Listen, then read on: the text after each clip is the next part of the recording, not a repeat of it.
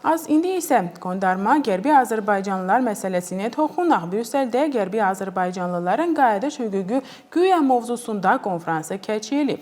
Ermənistanla sülh müqaviləsinin ilkin imzalanmasına baxmayaraq, Bakı Ermənistana qarşı ərazi iddialarını irəli sürməkdə davam edir. Xüsusilə Azərbaycan mətbuatı bildirib ki, Brüsseldə qərbi Azərbaycanlıların güya öz tarixi torpaqlarına qayıtmaq hüququna həsr olunmuş konfransı keçirilib.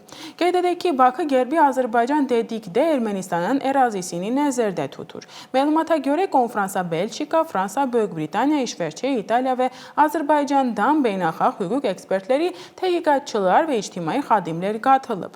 İştirakçılar Azərbaycanlıların güya öz torpaqlarından didərgin düşməsi məsələsini müzakirə edib və qeyd edib ki, qayıdış hüququ beynəlxalq sənədlərdə tətbiq olunmuş əsas hüququdur. Qərbi Azərbaycan Cəmiyyətinin sədri Aziz Ələkbərli isə Ermənistana qarşı əsassız ittihamlar irəli sürüb və iddia edib ki, 20 əsrdə Azərbaycanlılar sistemli şəkildə və məcburiyyət qarşısında qalaraq tarixi ərazilərinin güya tərk etməyə məcbur olublar.